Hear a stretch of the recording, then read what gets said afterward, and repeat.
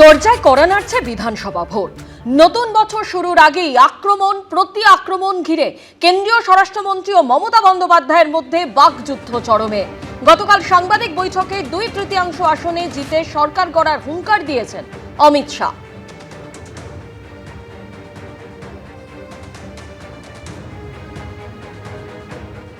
बंगाल की जनता को मैं विनती करता हूं कि मोदी जी के नेतृत्व में पूर्ण बहुमत की, प्रचंड बहुमत की एक भारतीय जनता पार्टी की सरकार बनाइए। हम कवि गुरु की कल्पना का, विवेकानंद की कल्पना का, बंकिम बाबू की कल्पना का बंगाल बनाएंगे, सोनार बांग्ला बनाएंगे। मुझे पूरा भरोसा है कि 2026 में बंगाल में 2/3 बहुमत के साथ भारतीय जनता पार्टी की सरकार बनेगी। অমিত শাহ আক্রমণ শানিয়েছেন কলকাতা থেকে, আর তার পাল্টা উত্তর দিয়েছেন মমতা বন্দ্যোপাধ্যায় কলকাতা থেকে প্রায় 180 কিলোমিটার দূরে বাঁকুড়ার বর্জরার সভা থেকে। বলেছেন 2/3 পাবো, এখন আর বলতে পারছে না ইসবার 200 পার। এবার বলতে হবে এবার তুমি দেশ থেকে বার। বাংলা জিতে তোমাকে দেশ থেকে কি করে তাড়াতে হয়, গণতন্ত্রের মাধ্যমে বাংলায় পথ দেখাবে। আমরা ভাঙি তবু মচকাই না, আমরা মাথা উঁচু করে চলি। দিল্লি সামলাতে পারে না, বাংলা সামলাবে। কেন্দ্রীয় স্বরাষ্ট্রমন্ত্রী অমিত শাহ যখন তৃণমূলকে সমূলে উৎখাত করার হুঙ্কার দিচ্ছেন, তখন তীব্র কটাক্ষ করে মমতা বন্দ্যোপাধ্যায় বলছেন জিতবে না কচু হবে। अप्रैल में बंगाल में विधानसभा के चुनाव होने जा रहे हैं। भय, भ्रष्टाचार, कुशासन और घुसपैठ की जगह विरासत, विकास और गरीब कल्याण की एक मजबूत सरकार बनाने का बंगाल की जनता का संकल्प बंगाल में जहां पर भी जाते हैं वहां दिखाई पड़ता है। নির্বাচন সামনে বলে বাবুদের, ওই যে হ্যাংলা বাবু, তাড়াতাড়ি ওনাকে জিততে হবে। জিতবে না কচু হবে, জিতবে না ঘেঁচু হবে। বল যা ঘেঁচুর ইংরেজি জিজ্ঞেস কর, বাংলা ওয়ার্ড, আগে বাংলা ভাষা শেখ। এগুলো বাংলার word, typical type of word. ঘেঁচু হবে, কচুর নয় ইংরেজি জানবে। ঘেঁচুর ইংরেজি কি বের করো।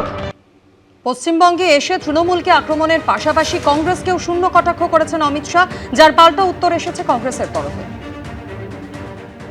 कांग्रेस जिसकी एक प्रकार से स्थापना ही बंगाल से शुरू हुई, वो कांग्रेस पार्टी बिग जीरो पर पहुंच गई। বাংলার মানুষ আগামী দিনে দুর্নীতিগ্রস্ত তৃণমূল কংগ্রেস আর সাম্প্রদায়িক ভারতীয় জনতা পার্টি, সুযোগ সন্ধানী ভারতীয় জনতা পার্টিকে 2026-এ একটি ভোটও দেবে না। 26-এর বিধানসভা ভোটের আগে 3 দিনের সফরে রাজ্যে এসেছেন কেন্দ্রীয় স্বরাষ্ট্রমন্ত্রী। তার একাধিক কর্মসূচি রয়েছে এবং তার মধ্যে রণকৌশল নিয়েও তিনি বৈঠক করছেন। দুর্নীতি ইস্যুতে রাজ্যের তৃণমূল সরকারকে আক্রমণ করেছেন কেন্দ্রীয় স্বরাষ্ট্রমন্ত্রী। मोदी जी में के नेतृत्व में बंगाल में भारतीय जनता पार्टी की सरकार बनने के साथ ही यहां की विरासत को हम पुनर्जीवित करेंगे। आज ममता बनर्जी के नेतृत्व में भ्रष्टाचार के कारण पूरे बंगाल का विकास एक प्रकार से थम गया है।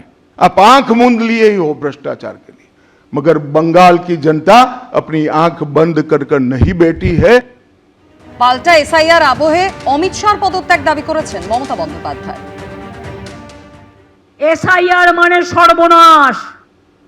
তুমি এসআইআর করতে 2 মাস টাইম নিলে, আর বাদ দিতে 1.5 কোটি লোককে 1.5 দিন টাইম নিলে। এটা বড় কেলেঙ্কারি। ভ্রষ্টাচারী হোম মিনিস্টার, রিজাইন করো, ইউ মাস্ট রিজাইন। তোমার পদত্যাগ চাই, তা নাহলে ভারতবর্ষের মানুষ তোমাকে পদচ্যুত করবে।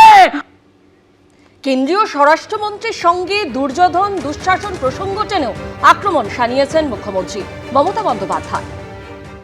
इस बार कितना होगा आज के অন্যদিকে আপনাদের জানিয়ে রাখি অমিত শাহ তিনি কি বলেছেন শোনাবো। অমিত শাহকে পাল্টা আক্রমণের জবাব দিয়েছেন মুখ্যমন্ত্রী মমতা বন্দ্যোপাধ্যায়।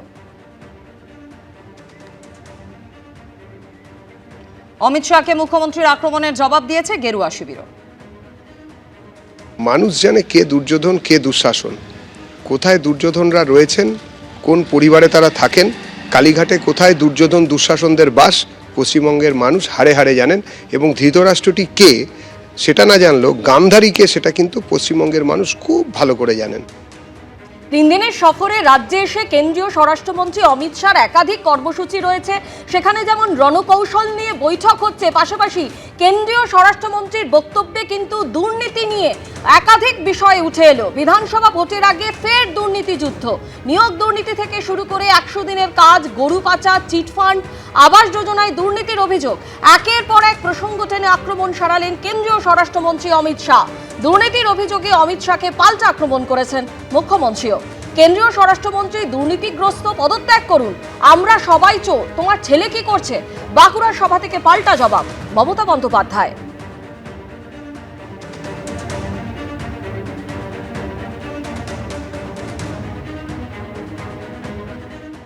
ममता बनर्जी के शासन में सिंडिकेट, तोलबाजी, कटमनी न केवल वो सिस्टम को बढ़ावा दिया है, यहाँ कमाई करने का अधिकार एक ही व्यक्ति को है, भाईपो को है, और किसी को कमाई करने का अधिकार नहीं है।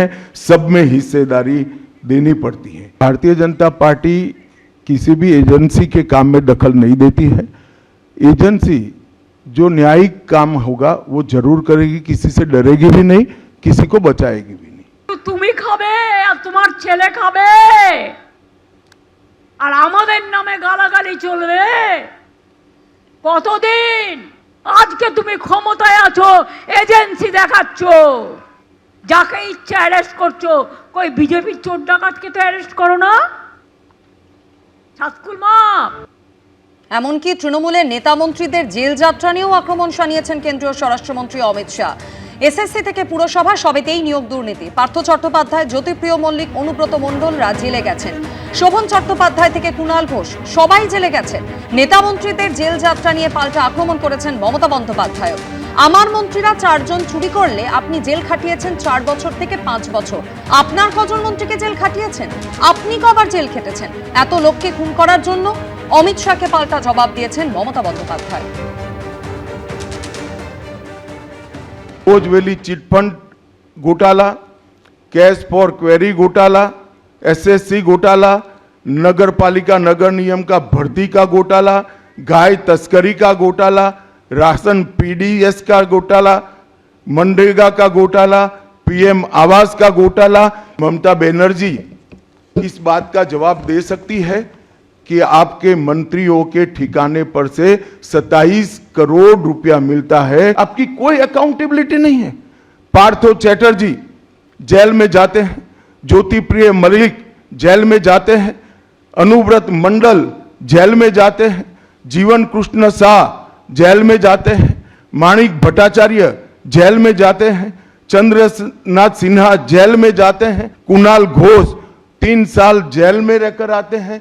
যদি আমার মন্ত্রীরা 4 জন চুরি করে থাকে, আপনি জেল খাটিয়েছেন 4 বছর 5 বছর। আপনার কজন মন্ত্রীকে জেল খাটিয়েছেন? আপনি কবার জেল খেটেছেন এত লোককে খুন করার জন্য? নিজের বেলায় স্বার্থসিদ্ধি আর অপরের বেলায় ঘেচু।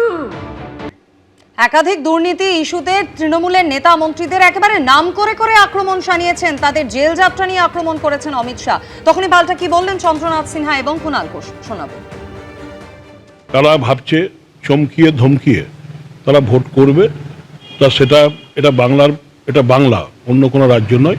এই বাংলার মাটি অনেক শক্ত, আমরা কেউ ভয়ে ভীত নয়। খুনের মামলায় জেলে গেছিলেন, তো আমাদেরও বিচার টিচারগুলো শেষ হতে দিন। ওই তথ্যগুলো তো মানে এইগুলো তো ওনাকে কেউ না কেউ লিখে দিয়েছে বা বলে দিয়েছে। তো ফলে যার উপর রাগ আছে তাদের বলে দিচ্ছে, আর যার উপর রাগ কম তাদের নাম বাদ দিচ্ছে। হ্যাঁ, তো ফলে এগুলো উনি বলছেন, কিন্তু উনি কি বলছেন উনি নিজেও জানেন না। একটা তালিকা যোগ করা উচিত ছিল। उसको खिलाफ तो एलिगेशन था लेकिन अरेस्ट अवॉइड करने के लिए वो लोग भाजपा में आ गए, वो ওই লিস্টটা উনি পড়তে ভুলে গেছেন। পশ্চিমবঙ্গে এসে কেন্দ্রীয় স্বরাষ্ট্রমন্ত্রীর কোর কমিটির বৈঠক, আর সেই বৈঠকে উঠে এলো সেটিং তত্ত্বের অভিযোগ। নরেন্দ্র মোদী ও মমতা বন্দ্যোপাধ্যায়ের সেটিং রয়েছে বলে একটা ধারণা তৈরি হয়েছে। বৈঠকে এই প্রসঙ্গ তোলেন কোর কমিটির একাংশ নেতা। জবাব অমিত শাহ, আপনারাও কি সেই ধারণা রাখেন? এত টাকা খরচ করা হচ্ছে, এত লোক বাইরে থেকে এসে কাজ করছেন, অন্য রাজ্যের সাধারণ সম্পাদকরা পশ্চিমবঙ্গে পড়ে আছেন দিনের পর দিন।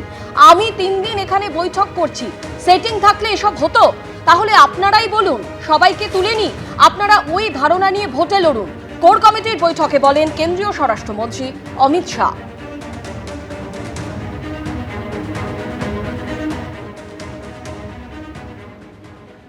ममता बनर्जी के शासन में सिंडिकेट, तोलबाजी, कटमनी न केवल वो सिस्टम को बढ़ावा दिया है, यहाँ कमाई करने का अधिकार एक ही व्यक्ति को है, भाईपो को है, और किसी को कमाई करने का अधिकार नहीं है। सब में हिस्सेदारी देनी पड़ती है। भारतीय जनता पार्टी किसी भी एजेंसी के काम में दखल नहीं देती है। एजेंसी जो न्यायिक काम होगा वो जरूर करेगी, किसी से डरेगी भी नहीं, किसी को बचाएगी भी नहीं। एबीपी आनंद एगिए थाके एगिए राखे।